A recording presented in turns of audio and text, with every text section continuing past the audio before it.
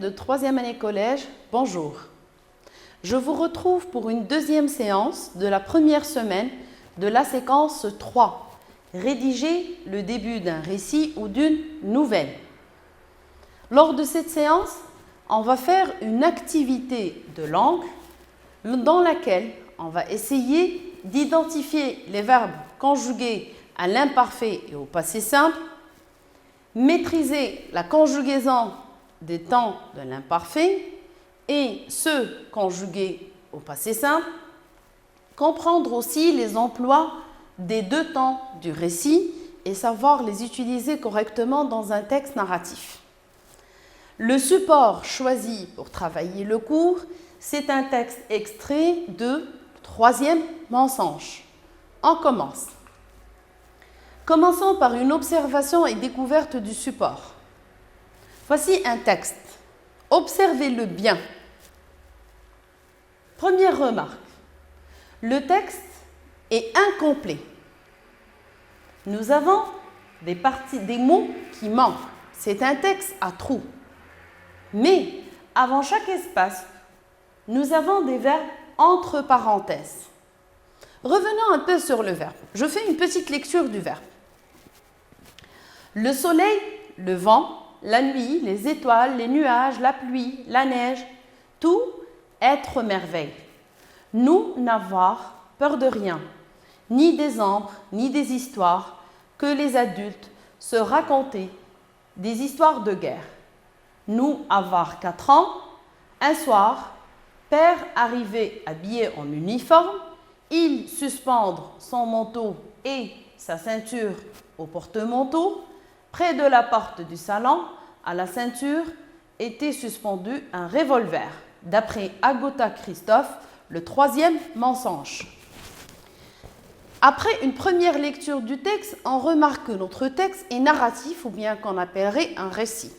L'auteur est en train de raconter ou bien de relater. Du moment qu'il s'agit d'un texte narratif ou qu'on appelle un récit, on revient par notre mémoire à la leçon de lecture. On avait étudié un texte narratif. Les temps employés pour raconter, c'était l'imparfait et le passé simple. Ces deux temps, ce sont les temps du récit par excellence. Et ce sont ceux que je devrais utiliser pour compléter mon texte en conjuguant les verbes entre parenthèses. Alors, essayons d'expliquer ces faits et de travailler un peu la conjugaison. Si je reprends les verbes employés qu'on a retrouvés dans le texte, à trop, je peux les classer dans le tableau suivant. Il y avait le verbe être et avoir que j'ai classé dans une case concernant les auxiliaires. Nous avions le verbe se raconter, arriver, ce sont des verbes du premier groupe. Nous avons aussi un verbe du 3e groupe, le verbe suspendre. Réfléchissons comment peut-on les conjuguer au temps du récit. Les temps du récit sont l'imparfait, le passé simple. Essayons de s'entraîner à conjuguer. Pour le verbe avoir, à l'imparfait, ça va me donner juste aux premières personnes du singulier pluriel, j'avais, nous avions. Être, j'étais, nous étions. Pour le verbe se raconter, je me racontais, nous nous racontions. N'oubliez pas, le verbe se raconter est un verbe pronominal. Alors faites attention au pronom réfléchi que vous devriez employer à chaque fois que vous conjuguez le verbe. Le verbe suspendre, je le conjuguerai ainsi. Je suspendais, nous suspendions. Vous pouvez vous entraîner à conjuguer aux autres personnes. Le passé simple. Pour le verbe avoir, j'obtiens la conjugaison suivante. J'eus, nous eûmes. Pour le verbe être, je fus, nous fûmes. Le verbe se raconter, je me racontais, nous nous racontâmes. Attention. Verbe du premier groupe. Sa terminaison ressemble à celle de l'imparfait, mais ce n'est pas la même chose. Il manque un S pour le passé simple, première personne. Suspendre, je suspendis, nous suspendîmes. Alors, les deux temps employés ici, à savoir l'imparfait et le passé simple, ce sont deux temps simples de l'indicatif. Pourquoi simple? Simple parce qu'il se compose d'un seul mot. Et les deux temps appartiennent au mode indicatif, exprimant la réalité. Mais aussi, les deux temps expriment une action qui s'est déroulée au passé. Mais comment faire la différence sur l'emploi de ces deux temps? Là est la question. Passons à autre chose. Il faudrait vérifier les emplois de chacun de ces temps. Commençons par l'imparfait. Alors, l'imparfait utilisé dans un récit, ça peut donner ça. C'est l'exemple que j'ai pris du texte étudié en lecture. On célébrait une noce dans une ferme. Notez bien, c'était la situation initiale, une action qui dure dans le temps ou bien qui est illimitée. Alors l'action, elle est continue. L'imparfait peut exprimer une action continue, c'est-à-dire qui est illimitée ou bien qui dure dans le temps. Deuxième emploi de l'imparfait. Chaque dimanche, il faisait une marche de 30 minutes. Le verbe faire, conjugué à l'imparfait, est précédé d'une expression qui marque la répétition chaque dimanche. C'est-à-dire l'action se fait à un rythme précis en se répétant chaque dimanche. Alors ici, l'imparfait exprime une action répétitive ou bien une habitude. C'est l'habitude ou la répétition. Mais attention, l'habitude ou répétition, ce sont des actions qui se répètent. Un rythme ou pas. L'habitude, elle a un rythme. Par contre, la répétition, elle n'a pas de rythme. J'explique encore. Par exemple, quand je dirais « chaque dimanche, je fais du sport ». Chaque dimanche, c'est-à-dire que l'action se fait à un rythme précis. Chaque 7 jours est le reprise. Par contre, je travaillais toujours mes exercices le soir. Je fais mes exercices, l'action se répète les soirs, mais je ne sais pas à quel rythme. C'est juste une répétition. Troisième emploi de l'imparfait, c'est la description. Je suis dans le récit. Je raconte. Je veux décrire un objet, une personne, un lieu. À quel temps je vais conjuguer mon verbe? Alors, c'est l'imparfait. Pourquoi l'imparfait? Quand je décris, c'est un état que je présente. Et cet état, il dure dans le temps. Automatiquement, je reviens à la grande valeur, ou bien première valeur de l'imparfait, c'est l'action qui dure. C'est pourquoi je conjuguerai mes verbes à l'imparfait. Exemple. D'ailleurs, l'étranger, à son habillement, paraissait être un homme d'importance. Je vous rappelle, c'est une phrase que j'ai prise du premier texte de lecture. Paraissait, c'est un verbe d'état employé pour décrire le personnage, à savoir l'inconnu, et c'est l'imparfait qu'on a dû employer. Passons au deuxième temps du récit. Les emplois du passé simple. Le passé simple, son premier emploi, c'est l'action ponctuelle. L'action ponctuelle, pourquoi? Parce que c'est une action qui est limitée dans le temps. Je sais à quel moment elle commence, à quel moment elle se termine.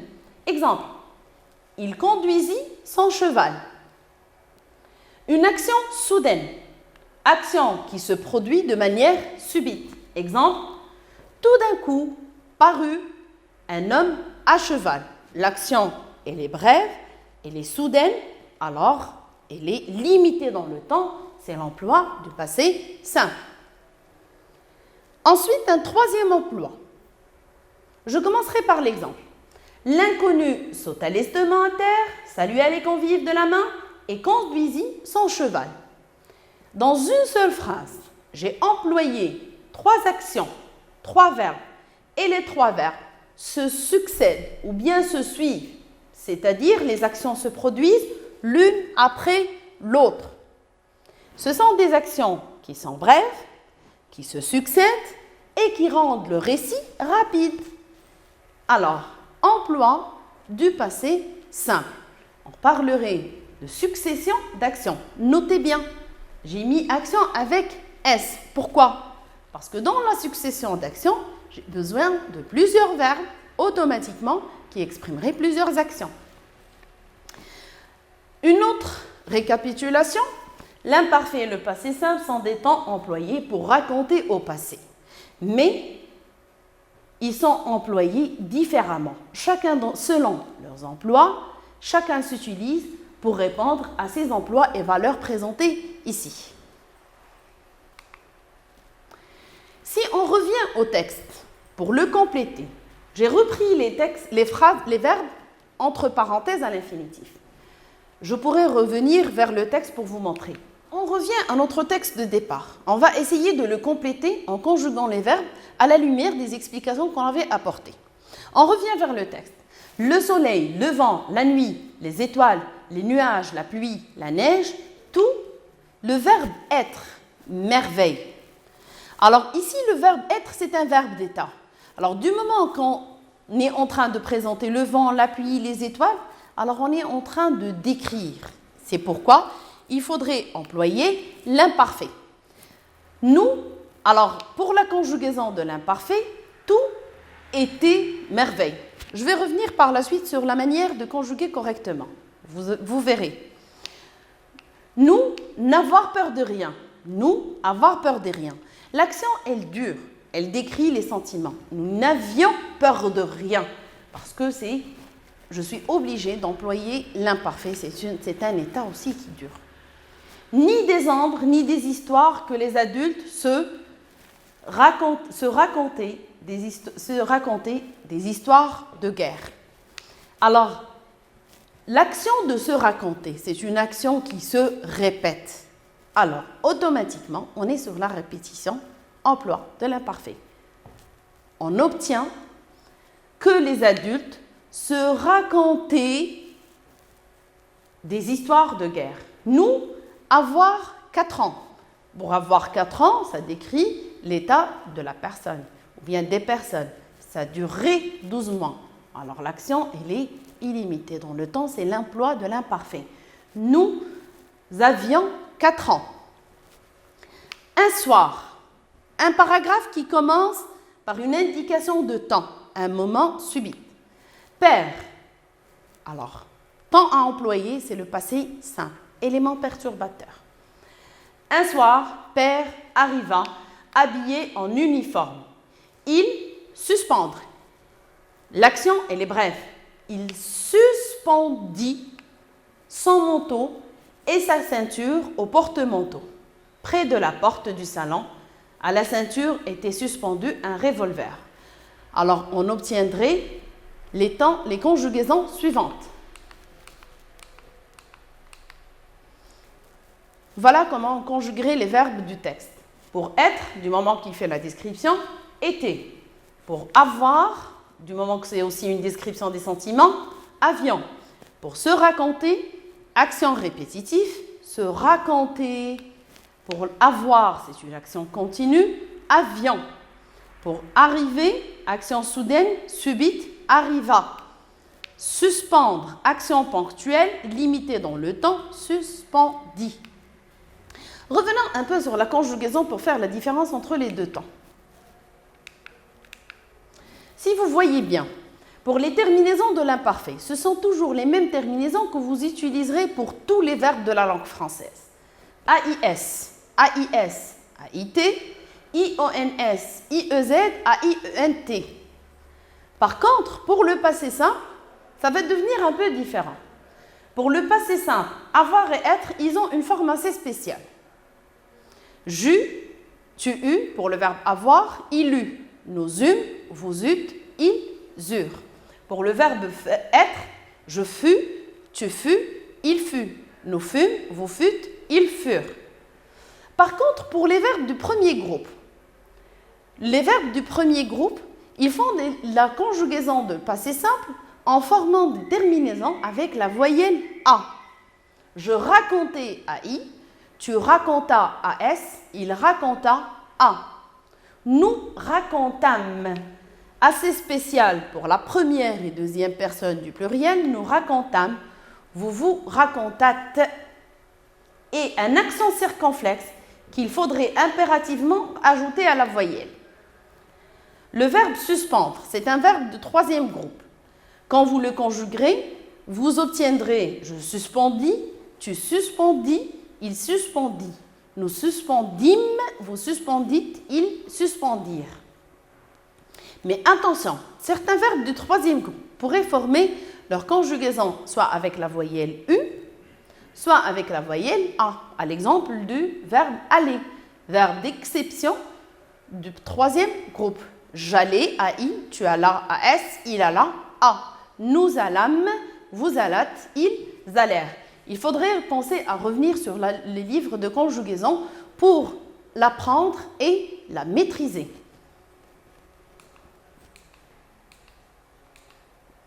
Essayons de s'exercer maintenant. Commençons par le premier exercice, dans lequel il faudrait faire un travail de repérage. On vous demande dans la consigne de souligner les verbes conjugués à l'imparfait en noir et les verbes conjugués au passé simple en rouge. Je lis le paragraphe. Par un brillant jour ensoleillé, le Nanshan fit son entrée à Fucheu.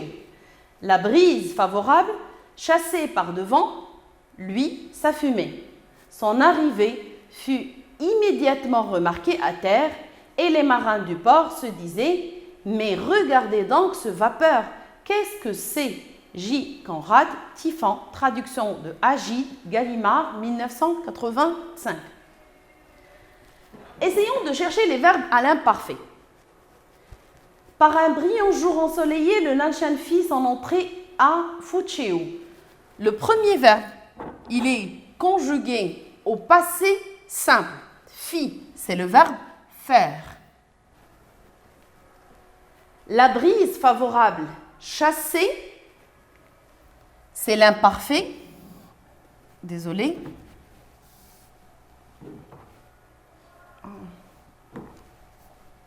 Je change de couleur. Chasser se termine par AIS, c'est l'imparfait. Par devant lui s'affumait, son arrivée fut immédiatement remarquée à terre et les marins du port se disaient, c'est-à-dire que l'action se répétait. Alors, automatiquement, c'est l'imparfait et donc je peux déjà repérer la terminaison. Revenons vers le passé simple. Il nous reste un verbe. Son arrivée fut immédiatement. C'est le passé simple. Désolée, je change de couleur encore. Fut, c'est le passé simple. Là, on arrive déjà à repérer des verbes conjugués à l'imparfait et ceux conjugués au passé simple. Premier verbe, le verbe faire au passé simple. Deuxième verbe, le verbe chasser à l'imparfait. Troisième verbe, fut, c'est le verbe être au passé simple. Se disait, c'est le verbe pronominal se dire. Passons au deuxième exercice. Essayons de manipuler l'emploi de la conjugaison. Conjugue les verbes au temps indiqué. Premier verbe, voir au passé simple, vous avez un pronom. Première personne du singulier, je. Travailler, imparfait, pronom, nous. Première personne du pluriel. Verbe faire, imparfait. Vous avez un pronom tu, c'est la deuxième personne du singulier. Regardez, passé simple, il, troisième personne du singulier. Être au passé simple, un pronom, elle, troisième personne du pluriel et c'est le féminin.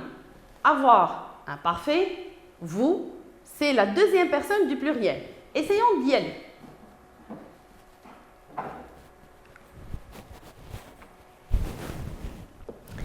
Le verbe voir au passé simple, c'est un verbe du troisième groupe. Je vais obtenir la conjugaison suivante. Je vis.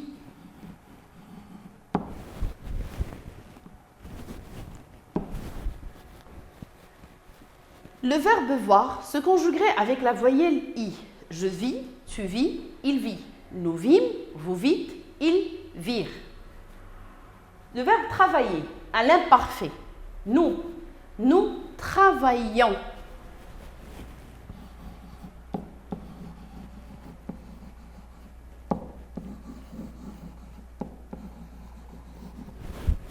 Terminaison, I-O-N-S. Le verbe faire à l'imparfait. Tu. On va obtenir la conjugaison suivante. Tu faisais.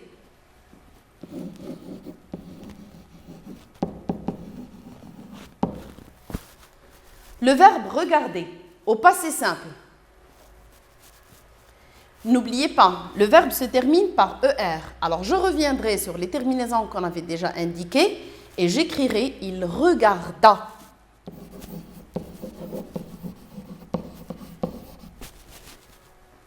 Verbe être au passé simple. Elles furent.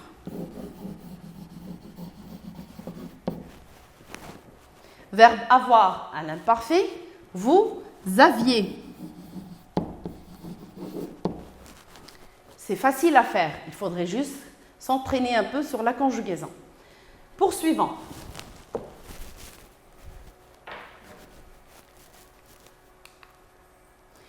Exercice suivant concernant les emplois. Conjugue les verbes au temps du récit qui convient. Attention, je ne vous ai pas indiqué le temps à employer. C'est à vous d'y réfléchir. On a vu les différents emplois du passé simple et de l'imparfait, alors c'est à vous de voir comment l'utiliser correctement. La phrase suivante. L'enfant, le verbe faire, des exercices. Soudain, le téléphone sonnait. Si on revient sur la phrase, deux actions. Une première action, faisait les exercices, il ne ferait pas les exercices en 1 minute, il lui faudrait du temps, c'est-à-dire que l'action, elle est continue. Alors, temps employé, c'est l'imparfait. Ensuite, deuxième phrase, commençons par soudain. Soudain, ça me rappelle quelque chose. Action soudaine ou bien inattendue. Automatiquement, le verbe qui suivrait doit se conjuguer au passé simple. J'obtiendrai la conjugaison suivante, ou bien les emplois suivants dans la phrase. L'enfant, le verbe faire des exercices, je dirais faisait des exercices. Soudain, le téléphone sonna. La jeune fille, le verbe arriver à la maison, déposer ses affaires, changer ses vêtements et prendre son repas. Ça me rappelle quelque chose. 1, 2, 3, 4 actions. C'est la succession d'actions. Je reviens vers l'emploi du passé simple. J'obtiendrai la phrase suivante. La jeune fille arrivant, remarquez, je suis passée du garçon aux filles, comme ça on ferait plaisir à tout le monde. Arrivant à la maison, déposant ses affaires, changeant. Et attention, le verbe changer, vous avez besoin d'un E pour prononcer le G. Ses vêtements et pris son repas. Alors, à votre tour, cherchez des exercices sur les sites du ministère pour pouvoir vous entraîner. Je vous remercie pour votre suivi et à la prochaine.